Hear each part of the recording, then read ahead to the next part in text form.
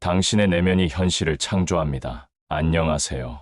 인사이드 아웃 뷰입니다. 오늘은 의도를 현실로 끌어오는 법, 에너지 맞추기라는 주제로 여러분과 함께 두 번째 여정을 시작합니다. 지난 1편에서 우리는 의도를 내면의 씨앗으로 심는 법을 함께 나눴어요. 이번엔 그 씨앗이 자라서 현실로 피어나게 하는 방법을 웨인 다이어의 의지의 힘을 바탕으로 풀어보려고 해요. 준비되셨죠?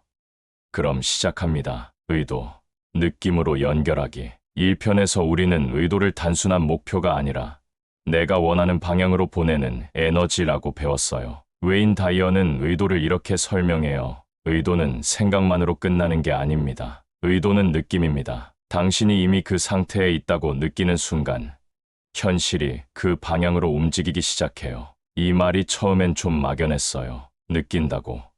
그게 뭐야?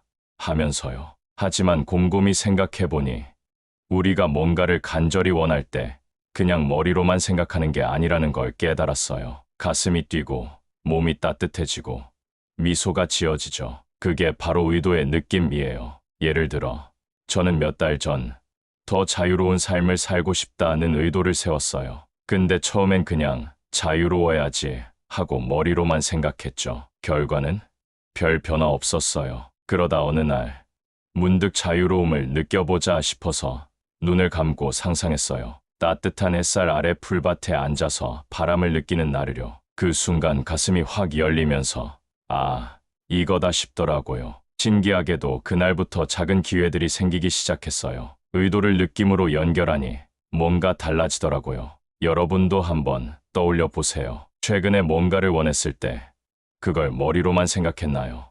아니면 몸으로 느꼈나요? 느낌이 더해질 때 의도는 더 강해져요. 그럼 에너지 맞추기는 뭘까요?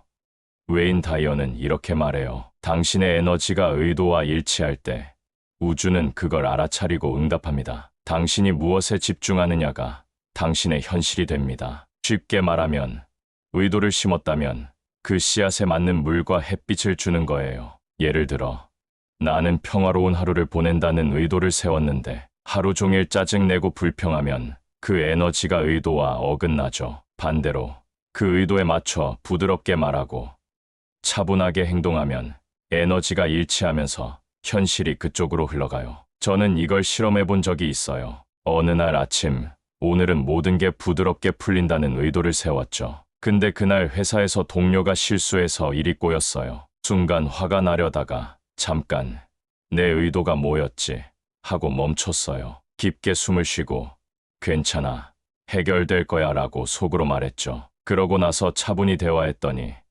동료가 사과하며 같이 문제를 풀더라고요. 그날은 정말 부드럽게 끝났어요. 에너지를 의도에 맞춘 순간 현실이 따라오더라고요. 이제 구체적으로 어떻게 할지 알아볼게요. 제가 의지의 힘을 읽고 실생활에서 써본 3가지 방법을 나눠볼게요. 여러분도 따라 해보시면 좋을 거예요. 첫 번째, 느낌을 생생하게 만들기. 의도를 그냥 말로만 끝내지 말고 몸으로 느끼는 연습을 해보세요. 예를 들어 나는 풍요롭다는 의도를 세웠다면 잠깐 눈을 감고 그 풍요로움을 상상해보세요. 따뜻한 햇빛, 맛있는 음식 냄새, 사랑하는 사람들의 웃음소리, 이런 감각을 떠올리면 의도가 더 살아나요. 저는 요즘 아침에 5분 정도 이렇게 해봐요. 오늘은 기쁨이 넘친다면서 그 기쁨을 몸으로 느껴보는 거예요. 신기하게도 그날 작은 일에도 웃음이 나오더라고요. 여러분도 한번 해보세요. 의도가 느낌으로 다가올 거예요. 두 번째, 작은 행동으로 연결하기.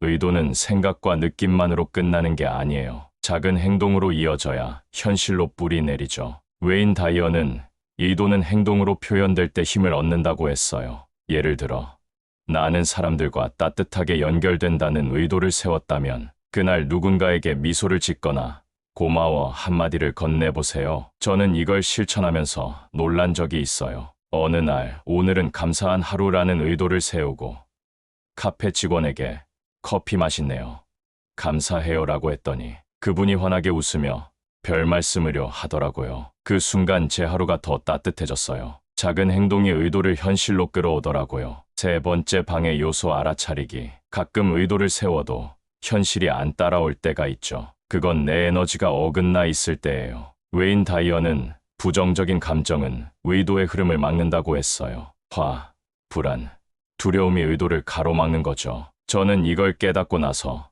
기분이 안 좋을 때마다 잠깐 멈추는 습관을 들였어요. 예를 들어, 오늘은 잘 될 거야 라고 의도했는데 갑자기 짜증이 나면 잠깐, 지금 내 에너지가 어때?